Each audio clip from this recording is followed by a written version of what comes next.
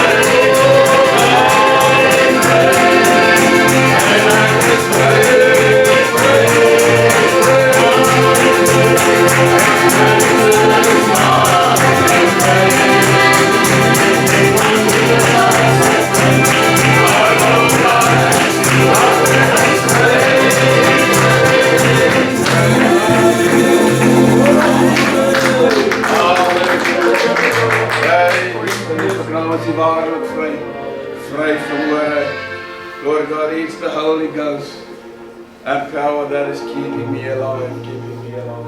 It's the Holy Ghost and power that is keeping me alive. Jesus is keeping me alive.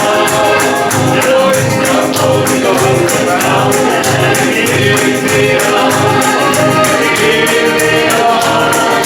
Keeping me alive. It's the Holy Ghost and power that is keeping me alive. Jesus is keeping me alive. Oh, it's the Holy Ghost and power that is keeping me alive.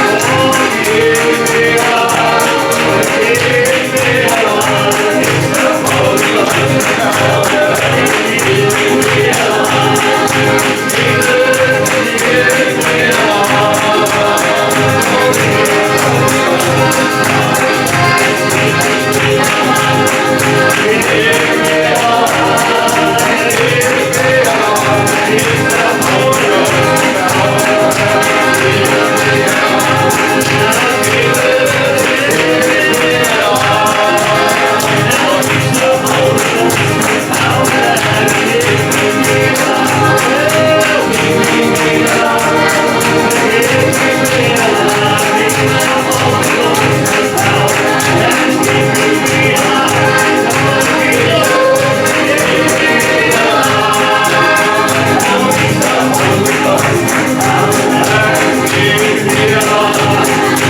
Give me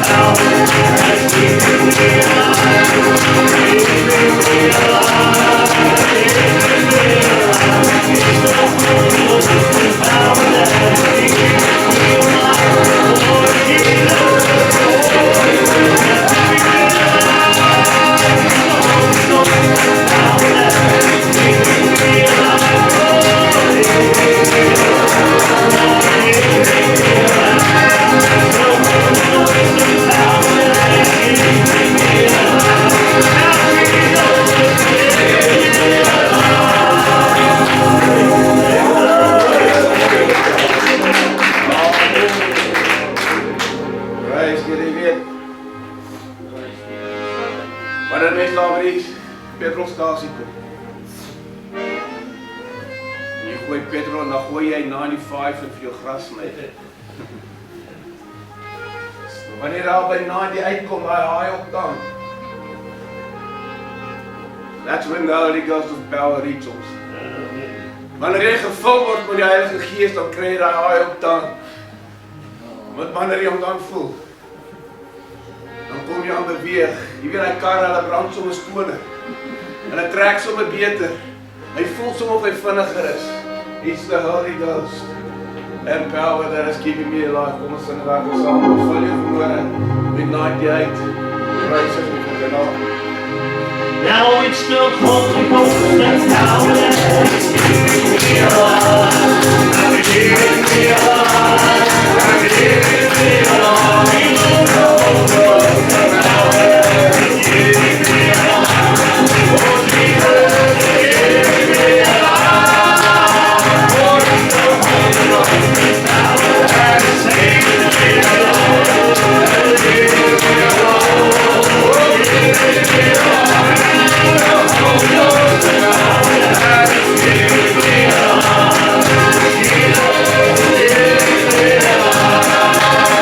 Oh,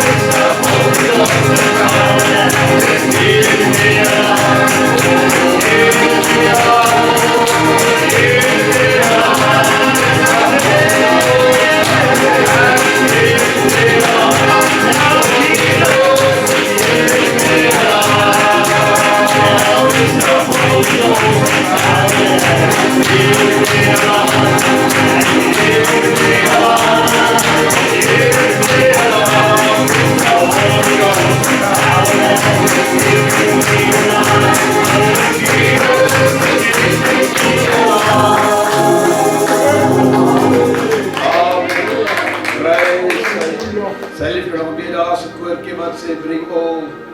Bring all your needs to the altar. Die Here wil hê ons moet verhoor ons behoeftes, ons tekortkominge. Ons bekommernisse vermoor alles na hom toe bring. For I surrender all. He wants you to surrender everything this morning to Him. While we sing, I surrender, I surrender. I surrender all to Thee, my blessed Savior. And I surrender.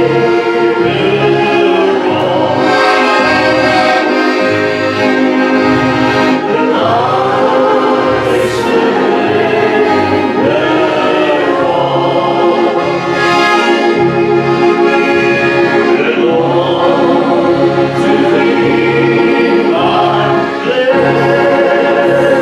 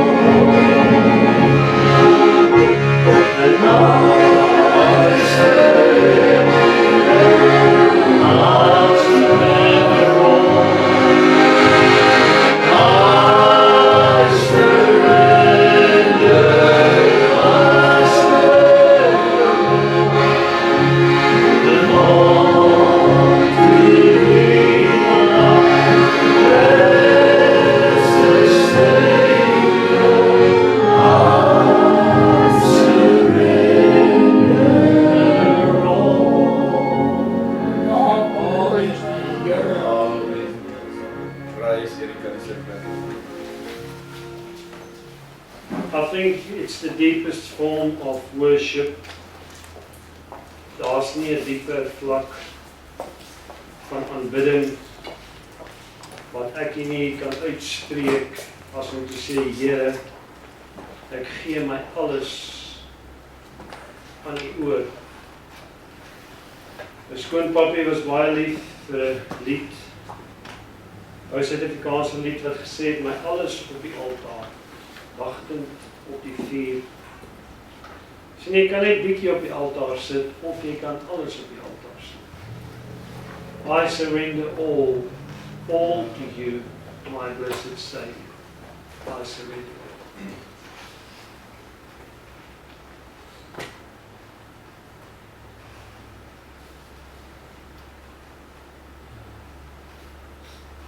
Ek wil graag met u net enkele paar gedagtes deel soos wat die Here op my hart gelê het.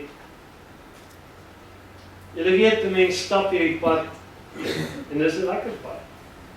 Dis lekker om te lewe, stem jy saam? Dit is lekker om te lewe en die lus en die ywer in 'n mens se lewe is iets anders. Ons sit nou die aand daar by die restaurant by Paulie se 18de verjaarsdag en daar was 2 tafels, een vir die senior burgers, waaronder ek ook nou was, en dan een ander tafel. And I noticed the happiness and the laughter and just the fiery youth, being jubilant, being young. And I think about heaven that the Lord says what that will be like. And I know one thing, we won't be old and struggle to walk and have a walking stick or a wheelchair or crutches or anything like that. We're going to be of prime shape. No, you won't be obese, jy sal nie vetjies daar moet aansit nie, jy gaan net prima lyk, verstaan julle, prima. En dit is lekker om te lewe. Dit is lekker om in die pad saam met die Here te stap. Dit is lekker om te weet, jy stap saam met God 'n pad. En ek vir u sê, ek het geen vriende nie eens een nie. Maar Jesus is altyd vir my daar. Ek het wel baie broers. Hulle is my broers. Maar vriende het ek nie. Ek het broers wat vir my lief is. Ek het Jesus as my leidsman. En ek het my vrou wat my engel is. Maar hierdie pad wat ons saam met die Here stap, is heerlik, stem jy saam? Dis 'n lekker pad. En weet jy, hierdie pad van saligheid het God so uitgewerk. En dit is die verskil tussen God die Vader, Jesus Christus en die Heilige Gees. Ek kry baie vrae daaroor, ek kry baie comments daaroor. Maar God is God. God die Vader is God. Die Bybel sê Jesus sal sy kroon aan God die Vader gee eendag. Is dit waar? Is dit waar? Yes. Het jy gehoor toe die Here aan die kruis uitgeroep het, Vader, in U hande gee ek my? There's no argument that humanity can make. Jesus spoke to his Father. Yes, they are one in spirit. Me and my wife is one in spirit. Sê die Bybel nie, en die man en die vrou, hulle sal een word. Maar God, die Vader is God. En Jesus Christus, het was nie God die Vader wat aan die kruis vir jou gesterf het nie. Hy het wel sy seun gestuur en toegelaat en verdra om nie die mensdom te verdelg nie. Baie maal het die Here vir Moses gesê, Moses, kom net bietjie uit my pad uit, want ek gaan hierdie mense verdelg. En dan sê hy, nee, wow, Here, wat gaan die mense sê? Het hy uit Egipte uitgelei, nou verbrand hy almal. Daar's 'n tussentree. Jesus het vir ons ingetree, hoeveel maal? En God die Vader het op hierdie pad van jou saligheid, het hy sekere dinge ingestel. Hierdie pad van jou lewenspad wat jy saam met die Here loop, het God vir jou sekere russtoppe ingestel. Julle ken almal die pad op die St. Pretoria, Perth toe. Julle ken ook die pad Pretoria toe. Ons begin die pad daar Pretoria toe, as jy van Pietersburg af ry Pretoria toe, dan ry jy verby Kraanskop, en dan daarna is daar sulke lekker Sasol garages. Hoekom ek hulle onthou? Ek sal hulle nooit vergeet nie, want as jy daar instop, is daar lekker homemade chicken piri-piri pies. Peppersteaks en kyk, maar daai chicken piri-piri pie, hoender in Suid-Afrika proe anders. Ek weet nie eens omdat hulle so baie met weghardloop voor hulle gevang word nie, maar dit is net lekker. Dan kom jy 'n bietjie verder en dan kry jy onder elke brug sit die bose gees. Ons Salie het baie gesê, dis die speedkop wat agter die bos uitspring. En dan kom jy daar by Pretoria en jy betaal chaya met 'n money elke keer. As jy by die tolhek kom, betaal. En as daar robots daar voor in Pretoria, dan moet jy eers betaal, want dan storm hulle na jou toe. En dis al sulke dangles en phone cables. En die ander hou nog 'n 9mm hier agter 'n los blom ook. O, ek kan nie luister volgende. Maar dis die pad Pretoria toe. Ek gaan al die kante toe. Maar okay, nou kom jy nou van hierso af, Banbury af Perth toe. En as jy nou Perth toe ry, is daar russtoppe. Ek praat van die russtoppe langs jou pad. En dan kom jy nou by die garages hierso, die nuus, die groot, is dit BP? Ja, Caltex. En ek stop gewoonlik daar by die padstalletjie aan die regterkant, wat hulle ook homemade pies maak, baie lekker. En so is daar russtoppe, wat jy in jou familie kan stop, kan uitklim en net bietjie bene lekker ontspan. En in die geestelike wêreld is dit net so. Die Here het jou pad vir jou daar gestel. God het besluit die saligheidspad sal deur Jesus Christus wees. Stem saam. Jou eindbestemming, nie almal weet wat is die eindbestemming. Jou eindbestemming is nie Perth of Pretoria nie, maar jou eindbestemming is die hemelse Kanaan. Amen. Jou begin was as 'n babietjie. Sonder sonde, skoon, rein, 'n engeltjie. Sonder sonde. En dan word jy ouer en jy word 18 jaar oud en dan word jy nou 21 en maandpa gee vir jou sleutel. En dis net 'n sleutel wat vir jou met deure oopsluit. Maar die probleem is, broer en suster, ons moet daai ouderdom verander na 25 toe. Want as jy op 21 vir 'n seun 'n sleutel gee, jy moet onthou, sy voorlop hou eers opgroei op 25 en dit is die enigste gedeelte van jou brein wat besluite kan neem. Hy gaan besluitloos wees en hy gaan daai sleutel probeer deur oopsluit wat nie oop gaan nie. Verstaan jy? Maar die meisies, as julle daai sleutel kry, gebruik om kies asseblief net 'n goeie Pinksterman. Dis die stoppe wat die Here vir jou in jou pad sit. Jy stop, jy klim uit. En jy het eerste keer toe jy die woord van God hoor. Nou die Bybel sê vir ons baie mooi dat elkeen wat na Christus Jesus sal kom, sal deur die Vader geleer wees. Hy sal deur die Vader getrek wees. Ek het 'n paar skrifte hierso wat ek graag wil hê. Anne-Marie, het jy jou Bybel by? Ja. Kan jy asseblief vir ons opsoek Hosea 11 vers 4? Wie het nog hulle Bybel op hulle skoot?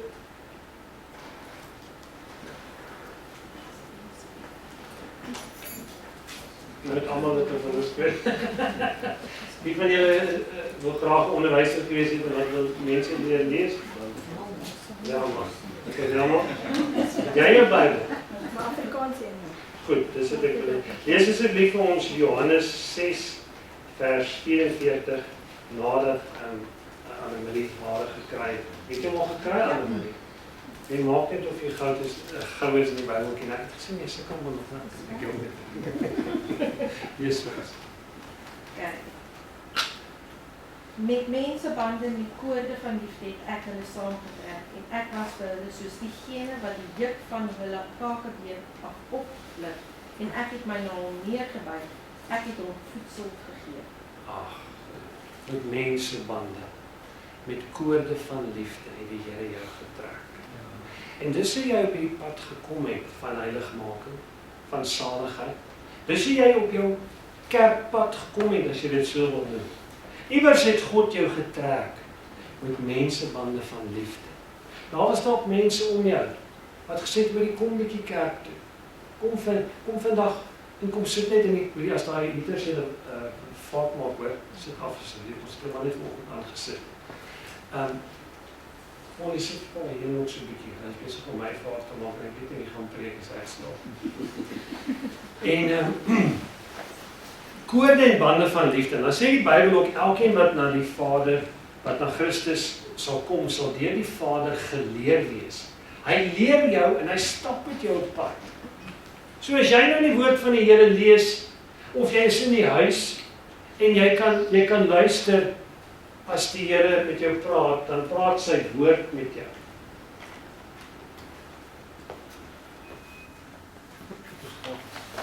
En hy trek jou met sy woord. Sy woord is kragtig.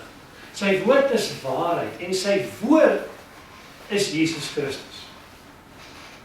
Die Vader trek jou deur Jesus, deur die woord. Hy was in die begin daar, toe God die hemel en aarde geskaap het. En terwyl die Gees van God oor die waters gevloei het, het die woorde, die sprekende woorde van lewe, Jesus Christus, gespreek. En hy het die mens gemaak. En na die mens, ons is almal afstammelinge van Adam en Eva.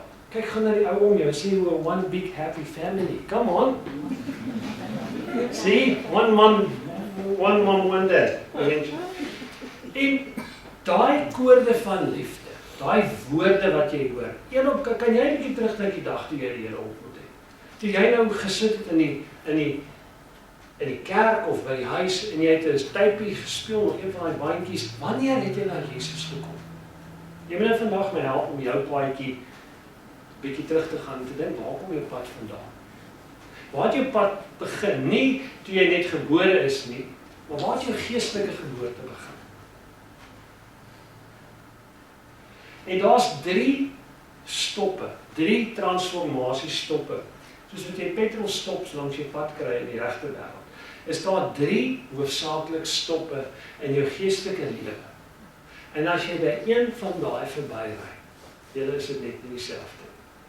As jy een van daai stoppe nie verstaan nie, as jy een van daai transformasiestasies nie verstaan nie, want elke stop van die Here gooi nie net vir jou petrol in jou kar of in jou gemoed nie. Elke een is 'n transformasiestasie. Jy hoor die woord van die Here, jy hoor die prediking of jy lees die Bybel en die Here trek jou met iets in jou hart. En daai eerste stasie wat jy by kom, noem ons die stasie van skoonmaak. Cleansing. En hoe maak jy iets skoon? Met wat was jy dit?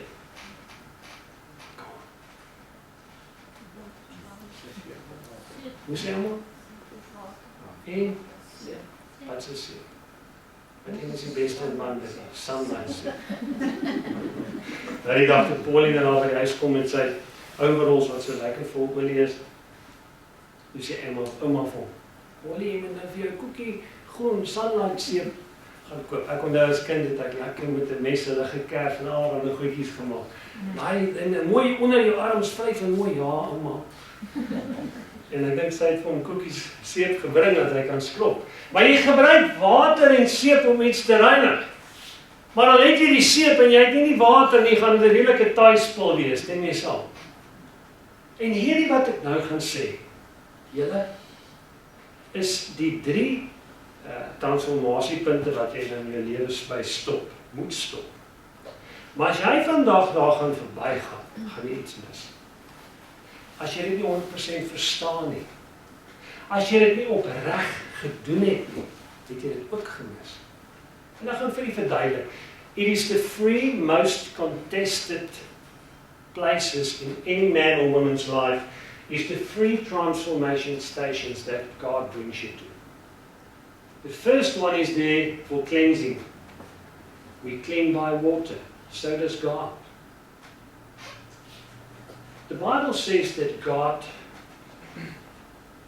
ordained the Father. The Bible is talking here about God, the Father. He made a decision. And the moment when I'm going to say it now, it will be one of the most contested commandments, because that was a commandment from God. It wasn't a request. It is one of the most contested controversies in the whole world. Want die duivel het geleer, as ek jou by die eerste transformasiestasie kan beïnvloed, of mense beïnvloed, of kerkgroepe kan beïnvloed, gaan jy nooit die diepte, die skoonheid en die reinheid wat God daarmee bedoel het verstaan nie. By die tweede stop gaan ek julle wys dat hy ook 'n briek aangedraai het. En by die derde stop kom baie mense uit, want hulle het iewers daar by daai transformasiestasie is hulle nooit getransformeer. Daar's 'n heilige krag van God betrokke en die Vader het Jesus Christus was al besig om te groei in die baarmoeder van Maria.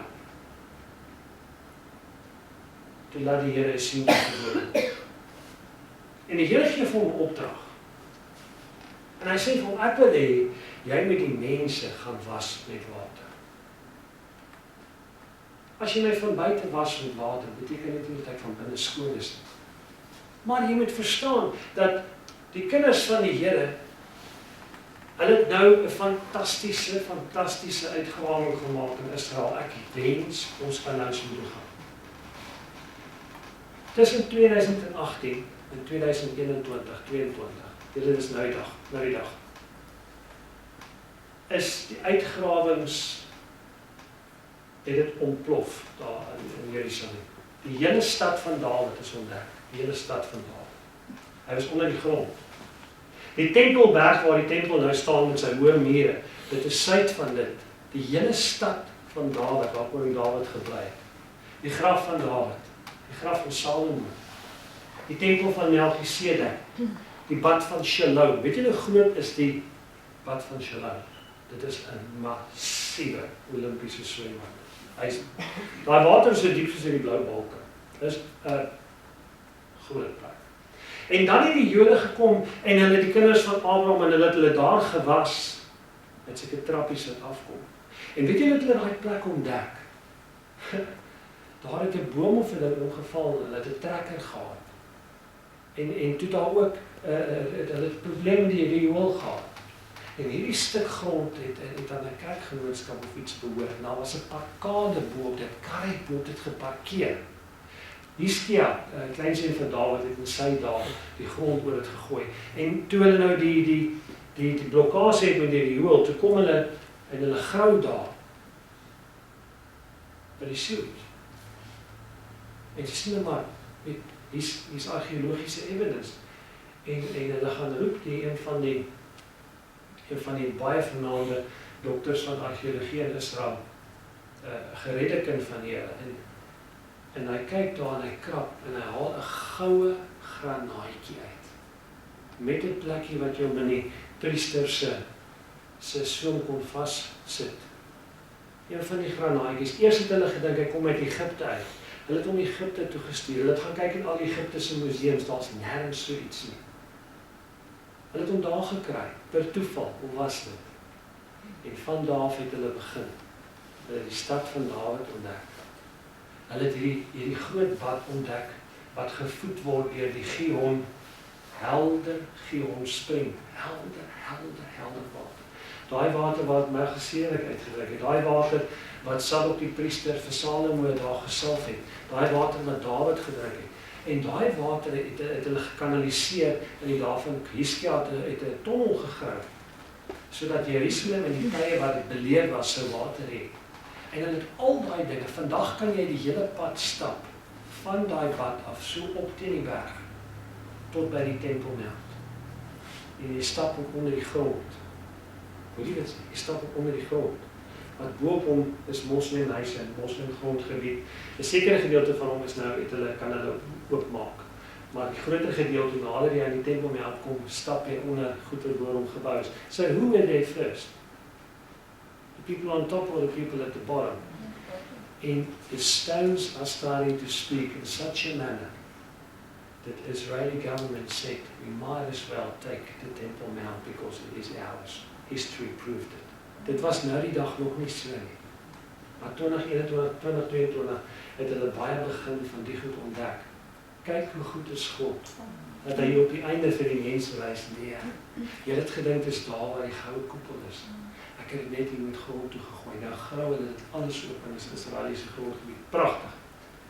Maar daai reinigingsproses het trappies gehad, en as jy nou kom om die Here te aanbid op jou pad, on your journey, dan klim jy af in die water en jy buig neer, en jy was jy voete. Mense, jy kan hoe skoon wees, as jy voete vuil en taai is, né? Jy was jy voete.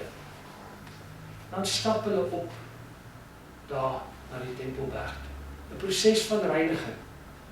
En oral langs die paaie in Israel, selfs die Romeinse paaie, sal jy sien, is daar sulke diep, 30 meter by 1 meter, party groter, uit die grondsyds gegrawe, en dan is daar nou sulke trappies, oral waar daar water is, en dan kom die water nou helder skoon in die klippe uit, hulle noem dit 'n mikwa, want jy reinig jouself, jy maak jouself skoon. God stuur vir Johannes, hy sê, was jy iets, maak hulle skoon, reinig hulle.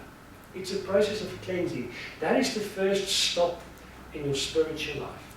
And I hear the words of Jesus say, if you're not baptized by water, you cannot see the kingdom of God. Plus, God the Father sent it as a command. Now the controversy about this is huge. It's huge. Hoekom is Jesus Christus gedoop word? Het hy sonde gehad? Nee, hoekom dan?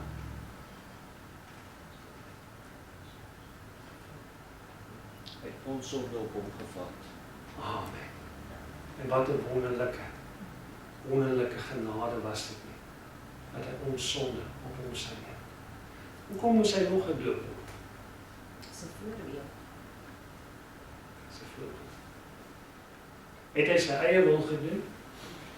Wie se wil dit gedoen? God se van die Vader. En die Seun doen niks nie, uit homself nie. En daar sien ons 'n pragtige voorbeeld. En hierdie is die gedagte van pitstop nommer 1. Jesus showed by attending the first pit stop of the baptism of water that he obeyed the command of his Father, because it was his Father's will. The Bible says it. And he surrendered to God.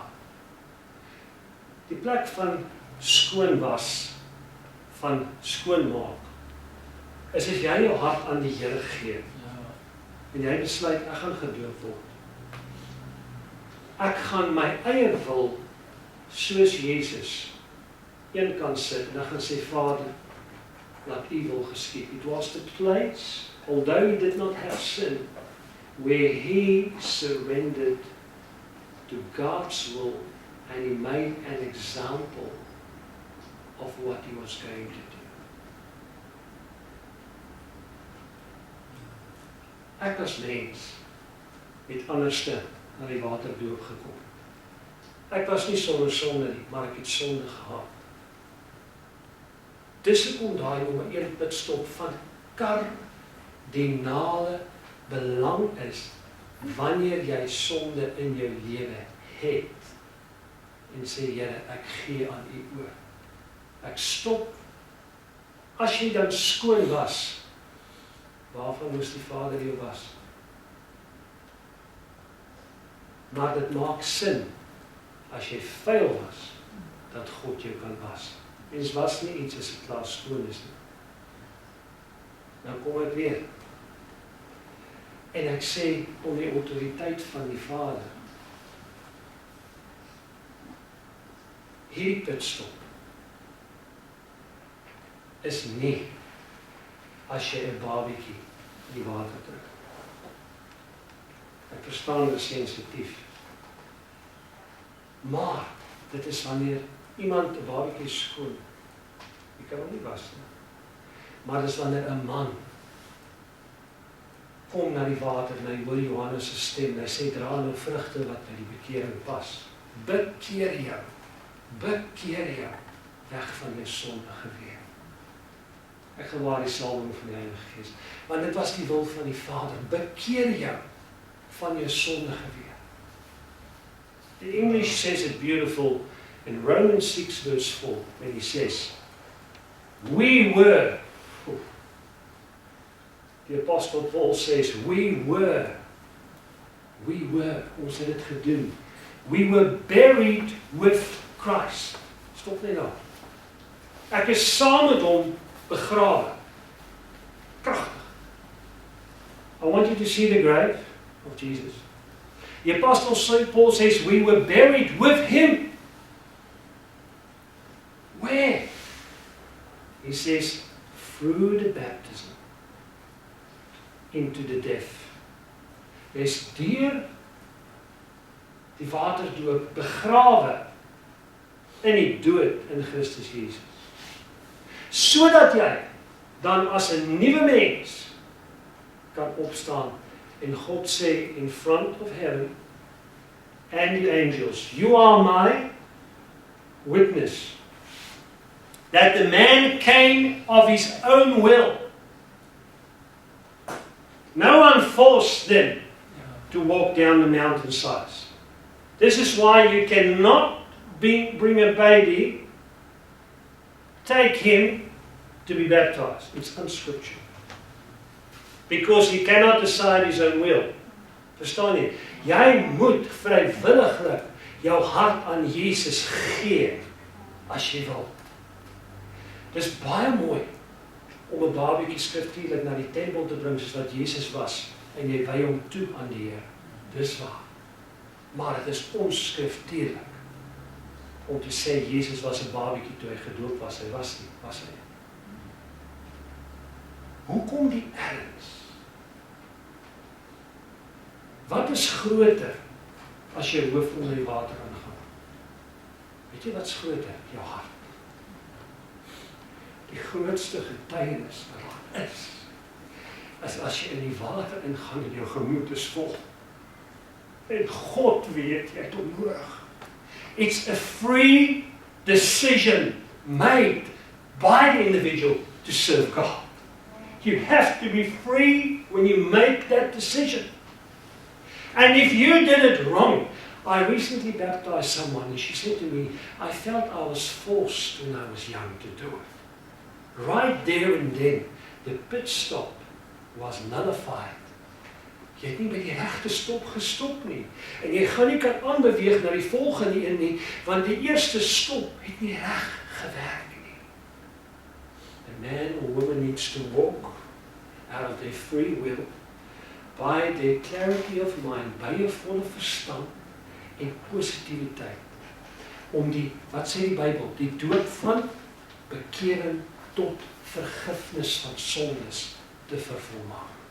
That was God's will. And the devil knew if he attacks that, people will be attacked at one of the main transformation stops in their life.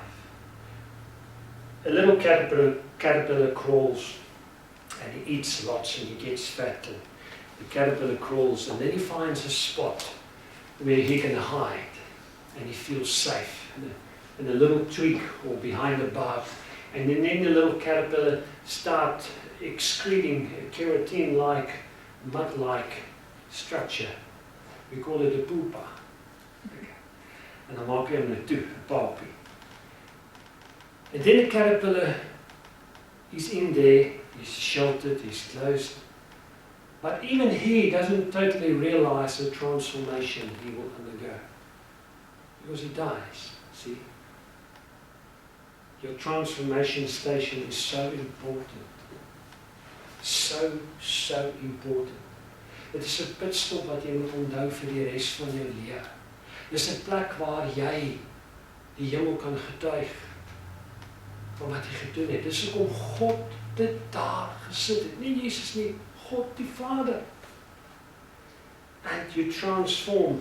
This beautiful butterfly comes out That's a transformation station. Om skoon te wees. Hy sê, Here, was my skoon. Vader, vergeet vir my verlede. Dat ek nie aan gister herinner word nie. Was my, maak my skoon, Here. Dan stap jy aan, en dis 'n lekker pad. Die meeste Christene kom verby daai eerste stap. En jy stap. En as jy so baie aanvalle nie, jy voel nie wat, ek kan hierdie geestelike pad stap. En na die verte nie, daar's nog 'n pitstop. Daar's nog 'n transformasiestasie wat die Here jou by inlei. Sien, God het die pad hemel toe gebou. Die pad Perth toe is deur mense gebou. Die pad Pretoria toe is deur mense gebou. En so nou en dan het hulle afrit gebou. Hulle bou gewoonlik die afritte daar, as jy kan afdraai daar pad Pretoria toe met die brug wat loop oor die pad kom, daar by die, ek is dit Capricorn Plaza, ek weet nie hoe nou nie, want dan staan daar steers, hamburgers, lekker Afrikaner vleis, man in die ou dae. Ek is so opgewonde geword. En laas week was ek 'n nuwe dokter en Suid-Afrikaanse dokter.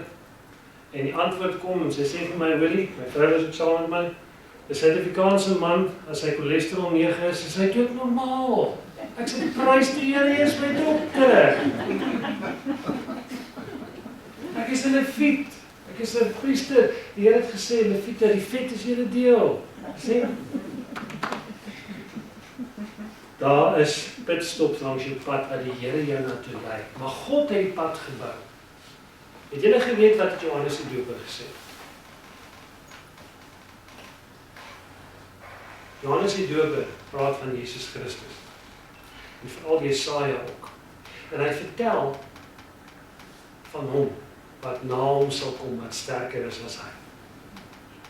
Die Bybel sê Johannes was 'n padbouer. Hy's 'n padbouer gewees, geestelik. He builded a pathway. Ek gaan om die weg vir Christus voor te berei. Is dit nie pragtig nie? Hy's voor hom gebore. Hulle het so 'n ontmoeting gehad toe Sagarias se vrou Elisabeth en Maria mekaar groet. Toe Maria vir Elisabeth groet en die groet van die moeder van Jesus kom in die ore van Elisabeth in. Toe spring Johannes op in sy binneste binne na. En die salwing van die Here het oor haar gekom. Because the road builder and the master of the road met. And God ordained John the Baptist to build the road. He was such a powerful prophet. Everybody considered him a prophet. And he builded the road with the off-ramp to stop at certain pit stops in your life. And although John said, I'm at the first stop, I will baptize you in water, the second stop is not attended by me. He said, Jesus will be at the second stop. Wat is hy tweede stop? Dis moeiliker as die eerste een. Dis nie almal wat daarby uitkom nie. Die tweede een, het jy al baie van gehoor. And it is even more contested than the first one. The second one is the baptism with the Holy Spirit. Hoeveel maal het jy al gesien, gehoor van die Heilige Gees doping? Het jy al ooit self by die pitstop gaan staan en geklop? Gesê, Here, wys my die waarheid. Hierdie een sê so, daai een sê so, waar is die waarheid? Die Here het met my gepraat, want as jy nie reg gedoop is nie, en jou hart nie reg was nie, het jy 'n probleem. As jy by die tweede pitstop nie met Jesus gepraat het nie, het jy ook 'n probleem. Want hy wat met die Heilige Gees doop, was sterker as een wat hy met in die water doop. Johannes sê, ek is nie eens waardig om daai persoon se skoene vas te maak nie, want hy sal jou doop met die Heilige Gees. Hy sê die Gees van die Here rus op hom. Dis die duif. Almal wil die duif hê. Maar min wil die toegewydheid hê wat daarmee saamkom. Everybody wants the power of the Holy Spirit. Because there, at the second pit stop, there is power of God. Lees gou vir ons Handelinge 1 vers 8. Ek kan maar jou skrif lees. Ekskuus, ek het dit vir jou vergeet. Lees gou. Johannes 44. Niemand kan aan my toe kom as die Vader wat my gestuur het, hom nie trek nie, en ek sal hom opwek in die laaste dag. Amen. Prys die Here. Halleluja. As jy daar kom. Ek sien jy sal ook maar daai brille as jy Handelinge, skies, 1 vers 8. 1 vers 8. As jy moet skies. Nou dit pressure. Maar julle sal krag ontvang wanneer die Heilige Gees oor julle kom, en julle sal my getuies wees in Jerusalem, sowel as in die hele Judea en Samaria en tot aan die uiterste toe van die aarde. The second pit stop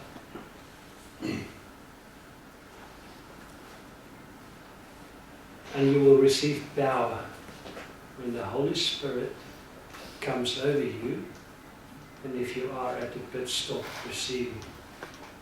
Jy sal krag ontvang.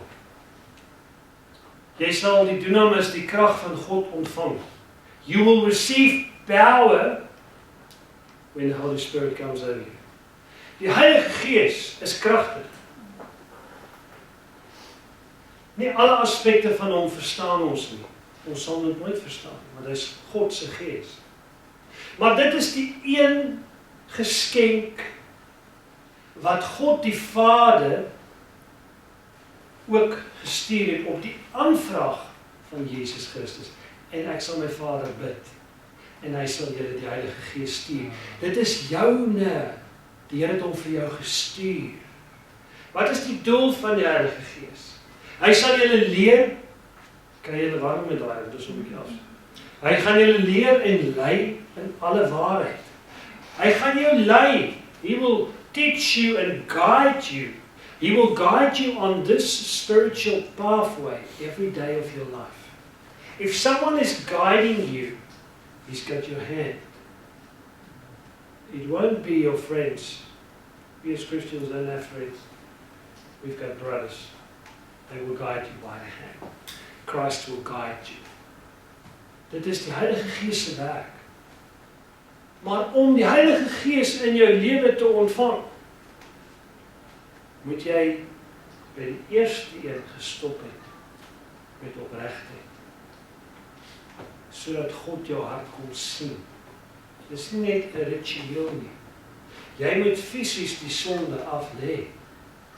Johannes sê, dra vrugte wat by die bekering pas, want die byl lê ook al teen die wortels van die bome, en die Vader sal jou uitkap as jy nie vrugte dra nie. It's not something you can just do and then rock up at the second transformation station and say, transform me, but the Lord Jesus will say, but you weren't serious at the first one. You just did it because they told you so. I saw no change. I saw no tears. There was no transformation. Jy's nog in 'n kokon toe. Jy's nog 'n krap, jy wil nog nie verander nie. Dis 'n wilsbesluit. Hierdie hele saak is 'n wilsbesluit, sodat Satan nie eendag vir die Here kan sê, hy het enigiemand geforseer nie. He's a gentleman. And he will stand at the second station waiting for you. The empowerment of the Holy Spirit is something that you pray from Christ. Want hy is die een wat nie net met die water doop nie, maar hy doop met die Heilige Gees. Die dooping van die Heilige Gees, a heavily contested area. I can't explain how contested it is. Let's take the most obvious one. The one everyone can fake. Not everyone does fake it. It's very valuable. It's a holy gift from God. If you use it right, it's precious. But people also fake it, the speaking in tongues. And you arrive at the second station, and the pastor tells you all you need to do is start speaking after me, start speaking after me. Yep, you're baptized with the Spirit, let's move on. You received this much. En die Bybel sê dit is 'n verborgde taal, 'n hemelse taal, wat God vir jou gee. as die Heilige Gees oor jou vaardig geword het. En jy voel, Here, ek het nie meer besit van my liggaam nie, maar jou gees roep uit na God, uit beroue of verlange na die Here dwing jou na God toe, verlange trek jou na God toe, omstandighede trek jou na God toe, en daai diepe verwagting en pleit voor die Here, when you feel you're empty, that's the best way you can feel, because that's when He can fill you. And then, when you're full of yourself, I am sorry, but you missed the first transformation station. You never were transformed into what God. You were supposed to go under the water willingly, your old life being buried with Christ, like Romans 6:4 says, begrawe saam Jesus, jou ou mens, sodat jy as 'n nuwe mens, met 'n nuwe tong, met 'n nuwe gedagtes, met 'n skoon hart, met vergifnis kan deurgaan. Amen. Die volgende stasie. En as die Heilige Gees doper na jou toe kom, en hy gaan na jou toe kom, weet jy hoe kom? Die Bybel sê, aan elke een, gee die Gees, soos wat hy dit nuttig. Dan begin hy die gawes van die Heilige Gees gee. Hy gee aan elkeen van sy kinders. There is not one child the Father will not give nothing to you. How would you feel if you show up at a table and God gives nothing to you? Do you think that's God? No, you will be well fed. He wants to use you. He's just looking at your end. Hy skryf nie $100,000 check vir 'n tiener en gee dit vir hom dat hy 'n motorfiets wil kan hardloop. It sounds nice, but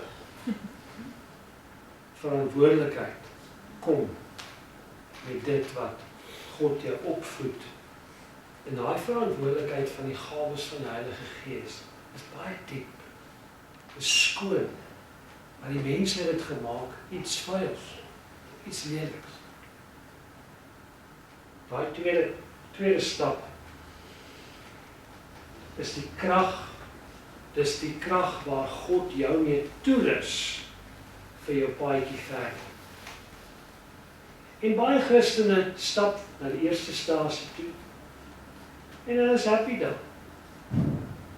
Maar as jy nie verder stap nie, gaan jy nie by jou eindbestemming uitkom nie, want na hierdie 3 is die hemel, wanneer God jou kom haal. Verstaan jy? Ons kan nie ophou om by die eerste stap te stop nie. Want Jesus Christus het al 3 gestap. Hy het hulle so mooi na mekaar gestap. Toe hy reg uit die water uitkom, so stap hy in die woestyn in. En hy vas. Want die Heilige Gees het op hom neergedaal, soos 'n duif. So vinnig. En net na die Heilige Gees stap hy in die woestyn in. En die Here het hom getoets. Satan het hom beproef. Jy het die Heilige Gees nodig op hierdie pad. Jy het sy onderskeiding nou meer nodig as ooit. In hierdie tyd waarin die wêreld ontplof, heeltemal nie mekaar. Wie van julle het gedink? Wie van julle het ooit gedink dat hierdie 47% van die van mense se besigheid, sien julle dit op die nuus, die eienaarskap van, gaan kyk bietjie vanmiddag. Hoe is dit moontlik dat in 'n vyland 47% van iemand se besigheid wat hulle jare aangewerk het, net aan die regering kan behoort? Hoe is dit moontlik dat iemand wat 35% persoonlike belasting betaal het, sy hele lewe gewerk het om sy huis of sy karretjie te betaal, dan sterf en dan nog met 30% boedelbelasting betaal? It adds up to 65. What am I supposed to do? It's not yet through, but in other countries it is through. En net so in hierdie tye, julle, as geld geldprobleme by die voordeur instap, is daar liefde by agterdeur uit op haar. Dis tye waarin ons moet baie finansiëel spaarsaam werk, né? Want jy weet nie wat kom nie. Dis moeilike tye wat gaan kom. En al die dinge gaan jy toets. En as jy die Gees van die Here het, weet jy wat maak my kalm? Net God se Gees. Dis nie hy.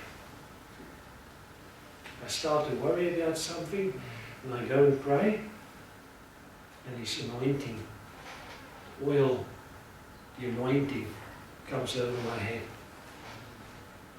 I feel His presence. En as die Gees van die Here oor my vaardig word, then all worry just seems to leave. I seem to get insight, direction, clarity, healing, and most of all I find peace in the presence of God. So while you are at here this morning, we are at the second stop. Why don't you just sit and experience the peace of God?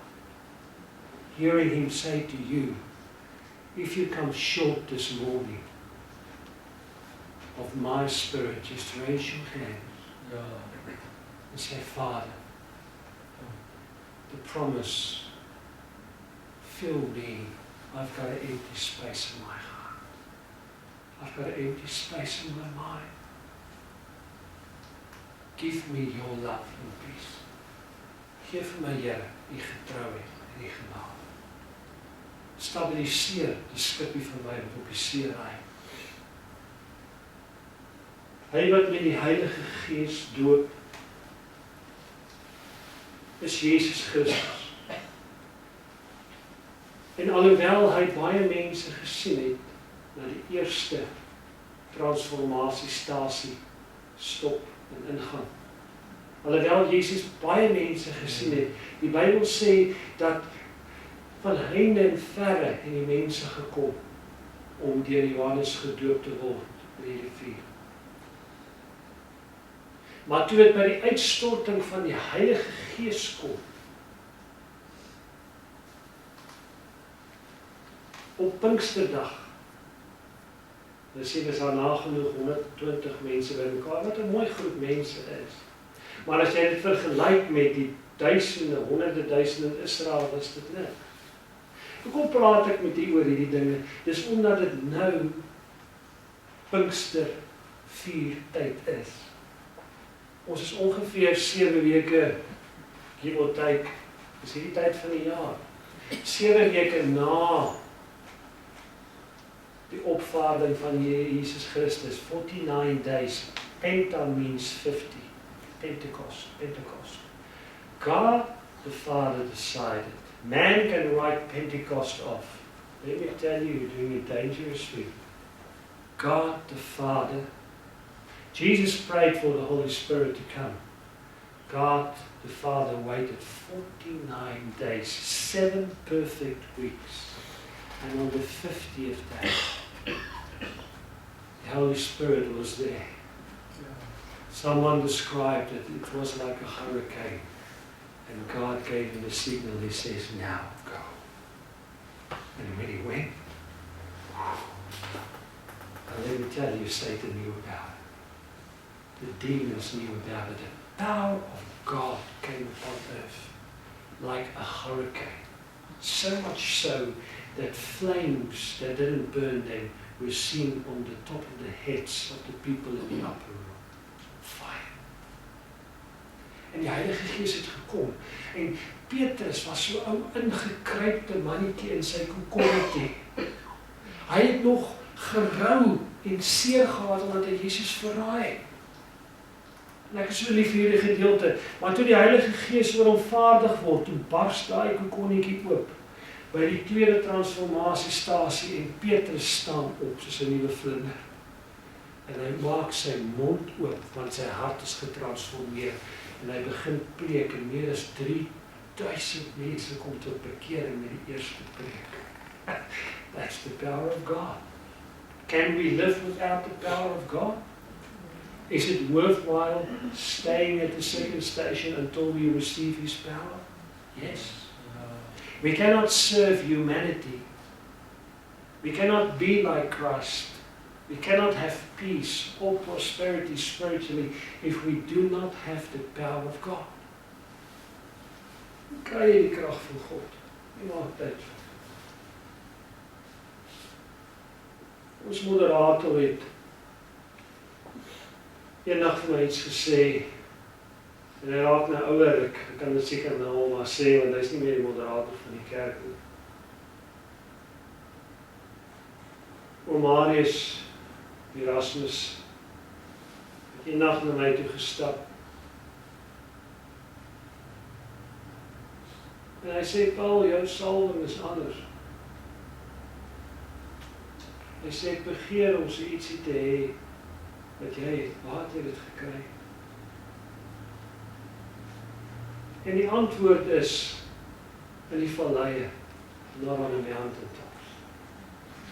The years, the time, the heartaches, the pain, the failure, the pressure that turns black coal into a sparkling diamond. Where did Moses find his fire? It was in the desert. Die Here God transformeer ons.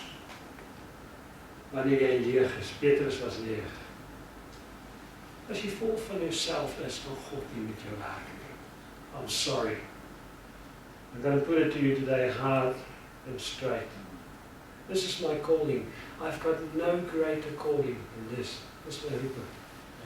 Die Here het my geroep, al van die wald geroep, oor die waterboot, oor die Heilige Gees, oor die werking is my roeping. I'm going to tell you straight. That's my calling. Other people might have other callings. This is mine. I'm here to keep this path clean, to show the power of God, and to say, no, you have to stop at the transformation station. It takes time. It takes personal time with God. If you lock your door like the Bible says and you go and pray, and you don't get up from your knees, you pray and you see God, you shall find Him. Hy gaan vir jou gee. En dis waar jy jou salwing kry. Jou tyd met God alleen. Not in front of the people. Don't you come and talk tongues in front of the people and tell me you're baptized with the Spirit if you're not. Some people are. But it's become a common irritation in the church. Why don't you practice the gift of healing and raise someone from the dead? Then I'll believe in it. Mens mag ook nie God 'n bespotting maak nie. Jy kry mense wat as hulle tale praat, dan is die hoendervleis met dit, dan weet jy daai taal is reg. Dis goed, dis mooi. Maar daar's ook namaaksels. Namaaksels, pitstop wat die duiwel gemaak het, want hy wil nie hê jy moet by 2, 3 en 4 uitkom nie. Heilige Gees is reg. Ons moet dit koester. Jy moet voorbereid wees vir die Heilige Gees. Jy moet ingeweet bid wees vir die Heilige Gees. Jy kan nie net hier instap en dink jy gaan jou geestelike lewe aansit soos 'n skakelaar. Sorry, it doesn't work. This whole week, you have to talk to God in your mind. If I think about last night, every second that I was subconscious, I was talking to the Lord. And I am not a perfect Christian, but I realize I need Him more than ever, and I need Him now. I need Him now. Sy Heilige Gees, jy moet hom vind, jy moet hom soek. Jy is die bruid, as jy lief is vir die bruidegom, Jesus, soek hom dan soos 'n bruid hom aansoek. Dis hy persoonlike saak. En dan kom God, en as jy hom soek en hy sien jou hart, hy kyk na jou hart, die Heilige Gees kyk na jou hart, Jesus kyk na jou hart, dan vat hy daai oliekruik, en hy besluit wanneer hy uitgooi, en hy besluit ook wanneer hy stop. Hoeveel mate van die Heilige Gees hy jou gee. Dit is skrif. Jesus Johannes het die doop nie met die mate van die Heilige Gees ontvang nie, met 'n volmate gehad. Maar hy was ook die kragtigste profeet wat ooit geleef het. The matter, and when you seek God, and you are honest with God, and you are serious about your spiritual life, if you are in a hurry, you're going to pass the stop and seek the next one, which you might not even find it. But if you take patience, late saamheid, en soek die teenwoordigheid van die Heilige Gees. Ja. By die huis, sit jou favorite musiek aan, soek God. Leer om in die teenwoordigheid van die Heilige Gees in te kom. Dit is so belangrik. Daar is soveel dinge wat ons probeer verhinder om daar uit te kom. Dan die laaste een, is die moeilikste. Dis waar jy getoets word. As jy verby die eerste 2 is en jy lewe in die Heilige Gees, jy is verby die waterdoop.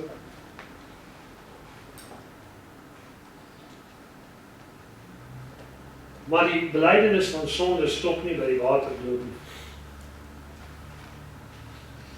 Jy mag nie gaan slaap as jy vir jou vrou kwaad is nie. Jy kan, jy doen nie goed vir jouself en vir jou vrou nie. As jy teen jou broer gesondig het en jy het nie reg gemaak nie, het jy gesondig. Jy kan nie sê, ja, maar ek is gedoop en ek het die Heilige Gees ontvang, ek hoef niks te sê nie. Nee, die Bybel sê, bely mekaar julle misdade. Want dit wat bely is en openbaar is kragteloos.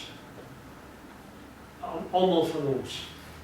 Niemand van ons is volmaak, ons almal kom kort aan die geregtigheid van Jesus Christus.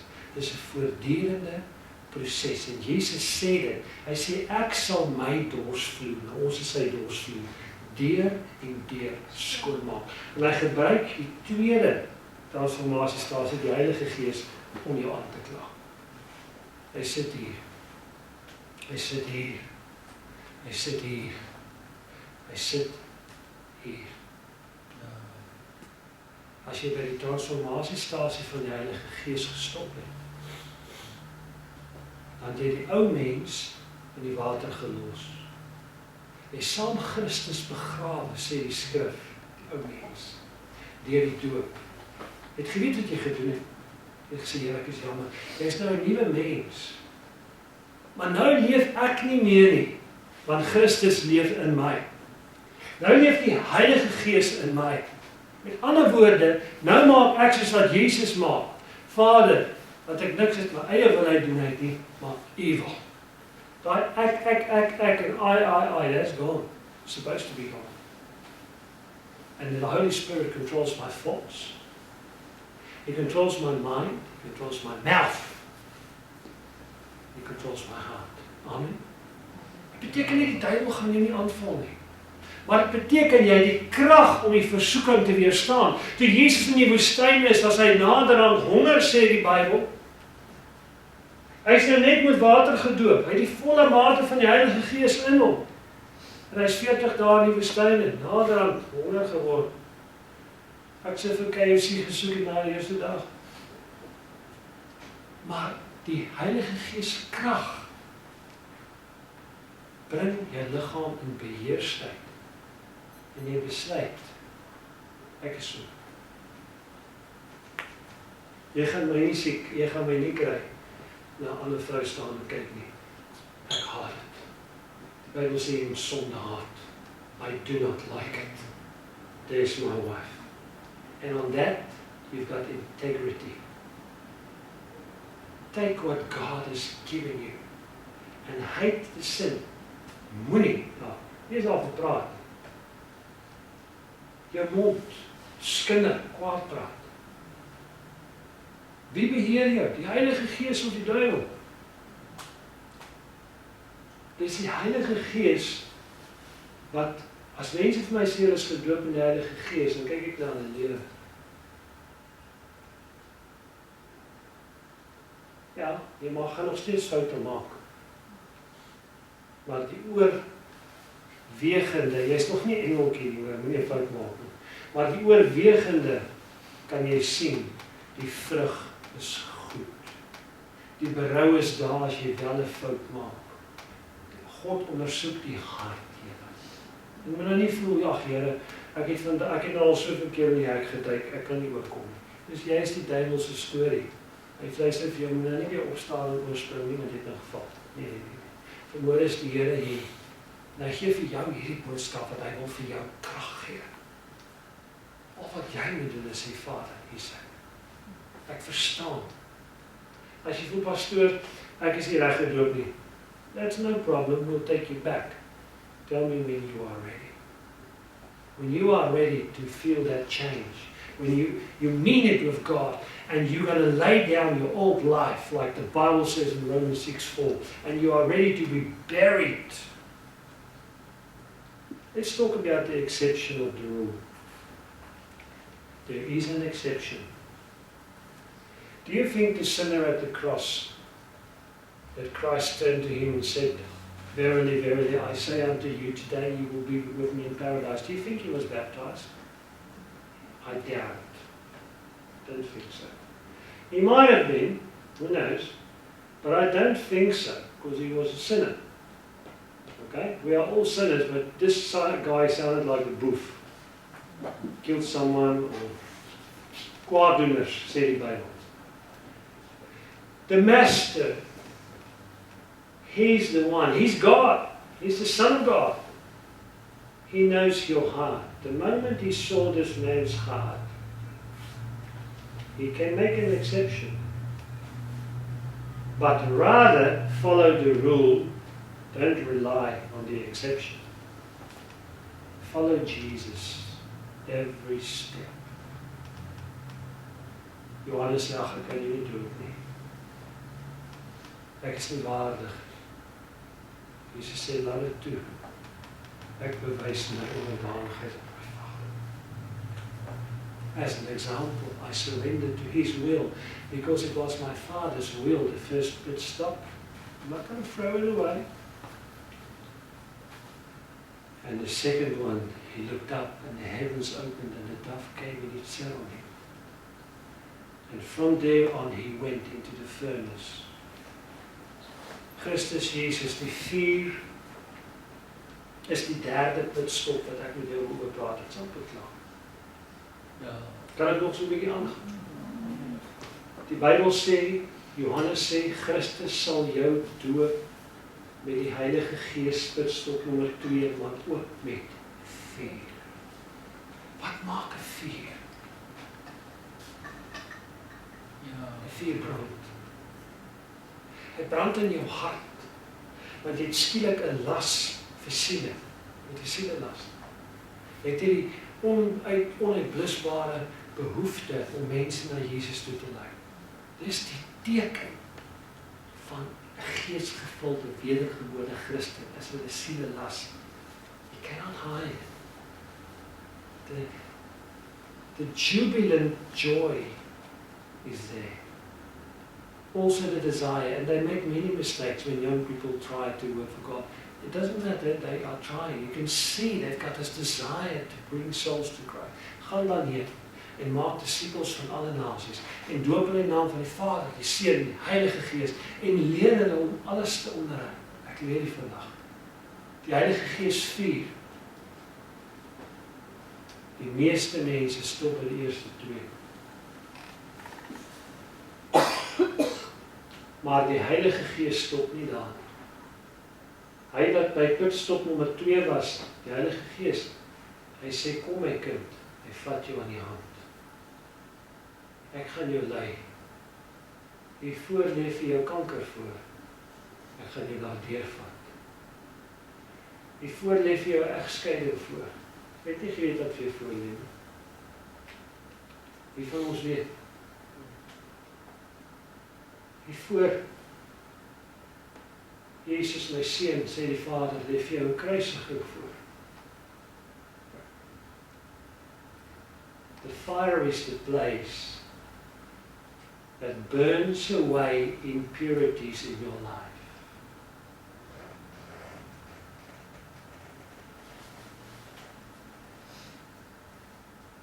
Straight after the church conference, I went through something I cannot describe, and the magnitude of it I cannot explain. It was stronger than anything I've ever experienced before. It was something that maybe Elijah felt when Elijah had this triumphant day and he called out fire from heaven and it licked up the water and the whole altar and hundreds of prophets of Baal were killed. A victory, maybe like a conference. And then a day later he finds himself under a bush and he says, "That's enough. I can't do this anymore." And he wished that he might die.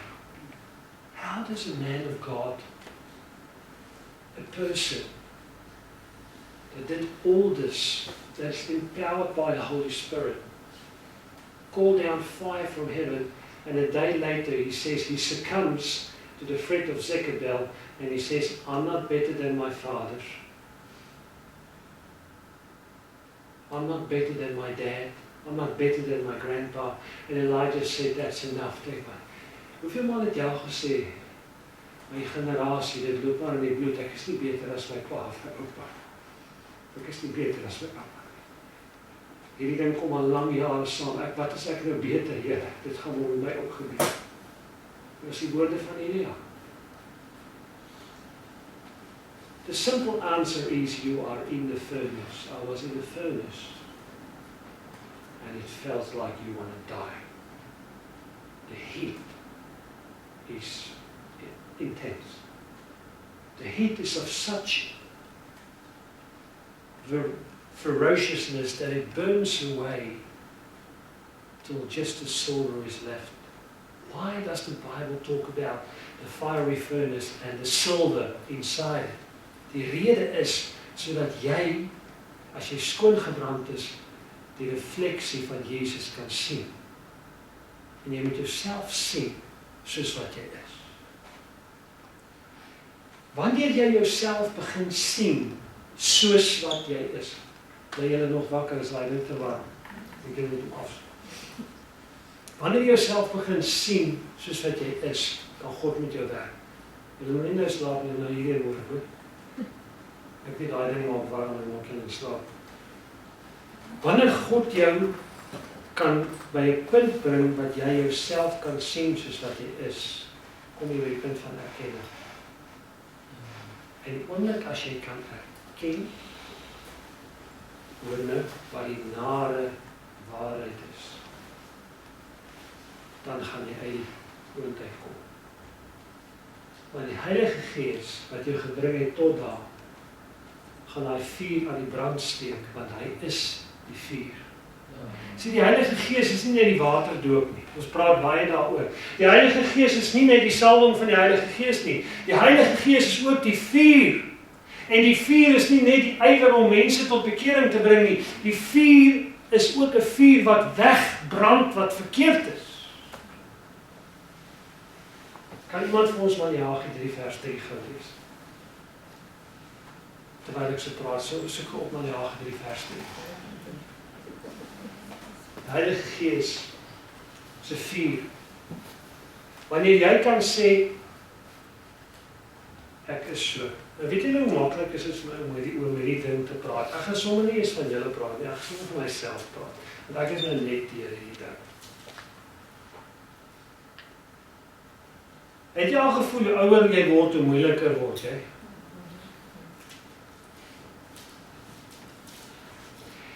Het jy al gevoel, hoe ouer jy word, hoe meer puntinerig word jy? Anders sê ek hier nerig dit ook. Het jy al gewonder hoe mense met jou huis? Ja, nee? Of is jy nog nie op daai punt wat jy jouself sien?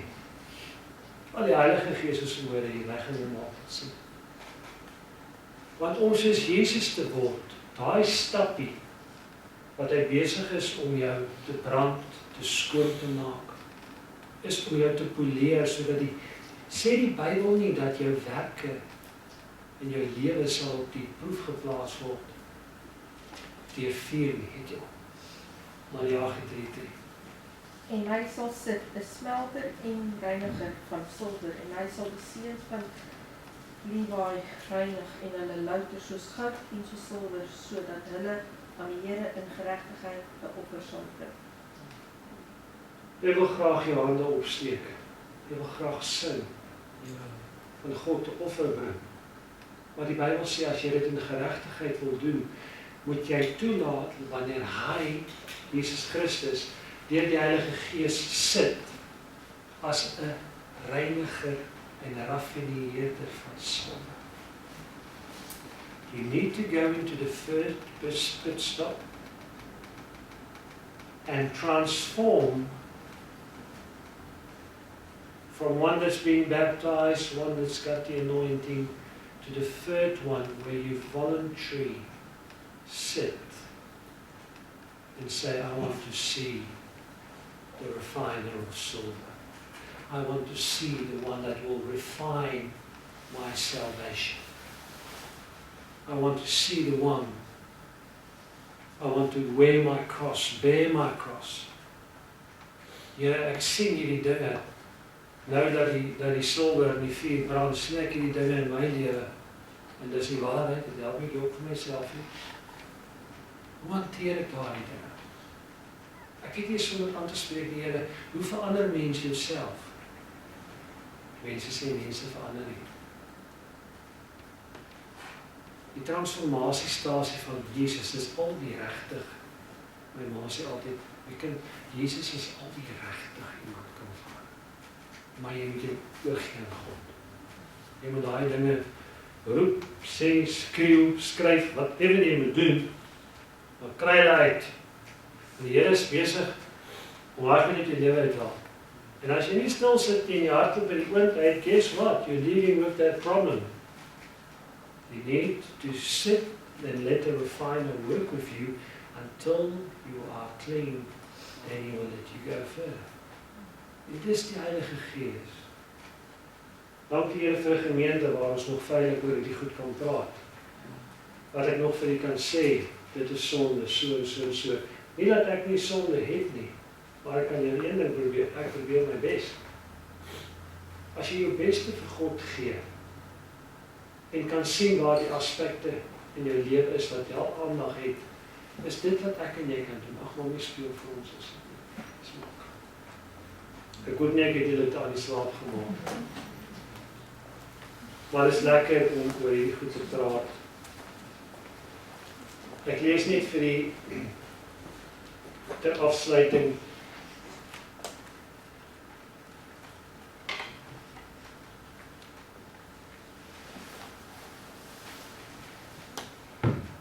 the baptism of fire is God's refining process.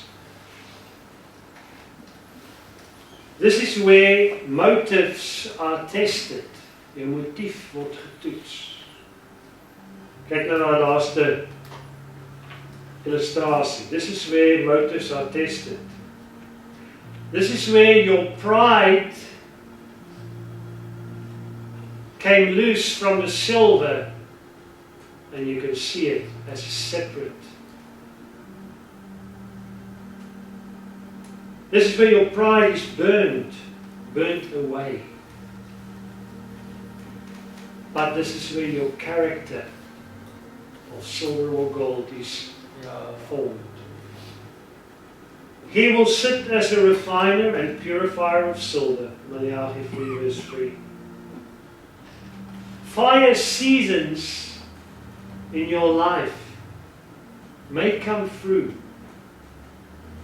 You will recognize them through trials, waiting periods when you felt God's stayed away too long, through betrayal of family, friends, brothers and sisters. Yet you cannot say that Christ ever betrayed you. Obscurity, suffering, mentally, physically. Correction, one we don't like. How dare someone correct me? We stand up so quick. I'm one of them. Ons Suid-Afrikaanse mans, ons het so ekstra bietjie 98 plus octane. It's all our drive, but we are also, dis nie net ons cholesterolmeter wat hoog is nie. Correction, do you allow your partner to correct you still? Of trek jy dadelik op? Ag, trek liewer die handbrief vermoere op by die transformasiestasie van die Here. Moenie optrek vanmôre. Pull up the handbrake, switch up the guard, get out, climb out, walk to the refiner and say, Lord, this is enough. I'm empty enough. Fill me now. That's how I felt. Fill me now. Fill me. I'm under the bush. I feel it's enough. Can't do it. Yet it's the refining process when you feel alone God didn't create this process to destroy you. He created this to refine you. You think you're being destroyed and He doesn't love you. It's not true. He's got you in a furnace. Terwyl die vuur van die Here brand, is hy besig om jou skoon te maak. Hy is besig om jou rigting te gee, jou sterk te maak vir dit wat kom. God uses fire to purify whatever the water has cleansed first. Jy was eers die silwer of goud uithaal, en die modderstukke is aan hom, dan was jy weer skoon in die water. Dis die eerste stap. Fire purifies what water has cleansed and what the Spirit of God has empowered for His anointing. The furnace will reveal whether your faith is genuine silver, genuine gold, or whether your faith is shallow and it will burn away. Die tye wat kom, gaan jou geloof daarom maar 'n groot faktor speel, broer en suster. Die vuur sal dit uitwys of dit stene is en of dit kaf is, strooi. Many people want the dove, the Holy Spirit, the power of the Holy Spirit, but they reject the furnace. Sê maar amen. Dit is so. Many people desire the gifts of the Holy Spirit, but avoid the pruning of Jesus Christ when He's pruning away what has overgrown in your life. He's trying to prune you to bring forth new leaves, new seasons, new fruits. Many want the oil, yet they flee from the oil press. Wie van die begeer vandag die Heilige Gees, kan ek jy aansien? Ja. Hou my dan. Moet dan nie hardloop van die olyfprys nie. Sit still. Let Him crush the impurities that's impure, but the oil will come. It will come. Yet every vessel God uses, elke kruik wat die Here gevorm het. Jy is anders as ek is anders as jy. Die Here het sy hande gevat en hy het jou lewe gevorm, julle. Hy hou sy hande teen jou en hy vorm jou op 'n unieke manier. En hy vat daai kruik en hy sit hom in die oond. Want dit maak jou sterk. Maak jy nie meer pap en modderigheid val uit mekaar en dit gee aan jou vorm. It gives you substance. Every vessel God intends to use must pass through the fire. Fire will create humility. It will also create endurance. Sê gou agter my aan, sê ek sal volhard. Solank as daar krag in my longe is. Solank as wat Jesus lewe en hy leef vir ewig. Sal ek volhard op hierdie pad. Your endurance. Fire creates endurance. Purity. Fire removes mixture. The greatest danger, listen to this, I'm nearly done. The greatest danger is carrying spiritual power without spiritual maturity. God se krag is daar, maar dit vat 'n gedissiplineerde, volwasse, iemand wat by sy positiewe is, wat besluit het, ek gaan so en so en so maak. Ek gaan myself dissiplineer. Ek gaan toelaat dat die Heilige Gees se dissipline in my lewe funksioneer. Ek gaan nie net hier uitstaan en net oor die eerste hekkie val en dan maar net aangaan nie. Ek gaan volhard tot die einde toe, sodat ek gered sal. The balance of the three, the water The water baptism deals with your old life. The Spirit baptism releases divine power. And the fire builds Christ-like character. Christus se beeld is wat hy ons na toe bring. Dit is die doel van die vuur. Vader, dankie dat ons vandag hierdie pad kon stap. Dit was lekker en aangenaam om hierdie woord te bring, want die Heilige Gees was heeltyd hier.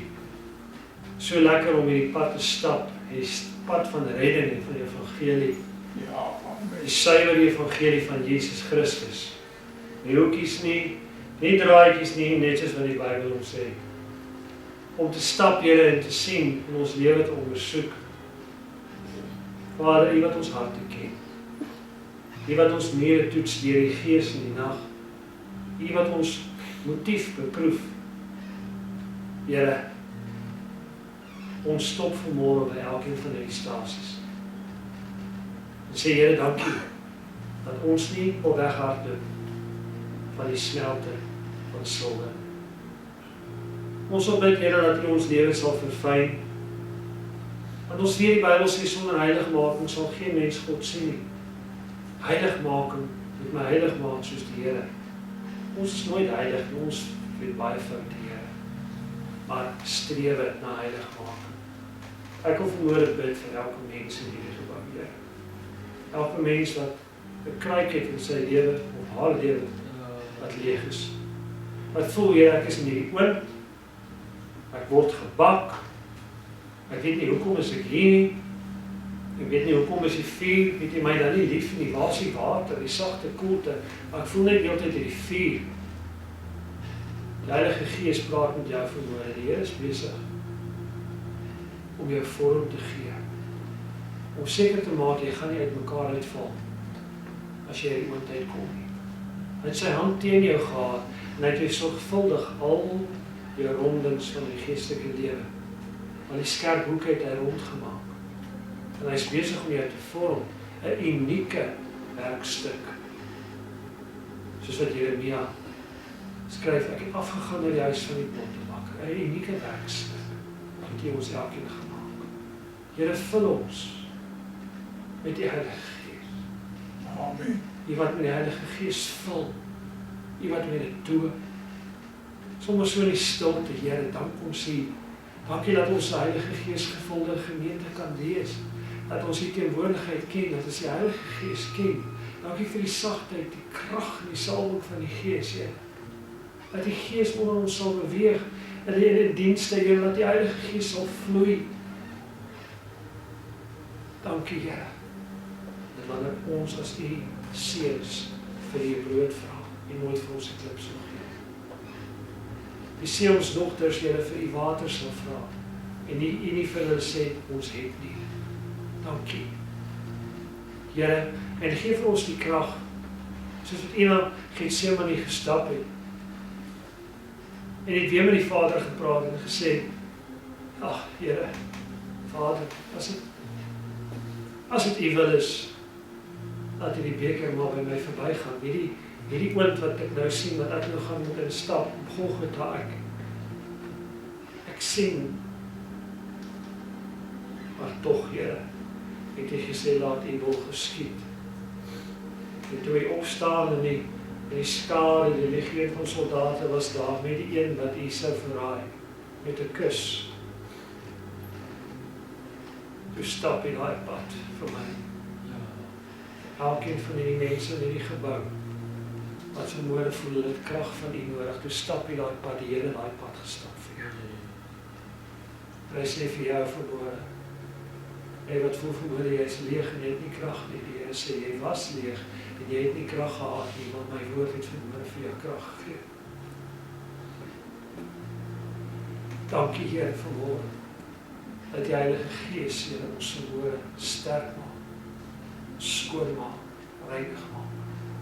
Dankie dat die Heilige Gees ons vanmôre gesond maak. Elkeen wat hier sit met pyn in sy liggaam, Daar sal geen siekte of geen kwaal met teenwoordigheid van die Here wees nie, want U is 'n genesende God. In Jesus naam, dankie daarvoor, Here. Beskik ons en bewaar ons familie, ons vriende, ons broers, ons susters, daar buite, daar ver. Versterk elkeen, Here, deur ons woorde, dat ons instrumente kan wees wat deur U bekragtig is. Ons sê vir U dankie daarvoor in Jesus naam. Amen.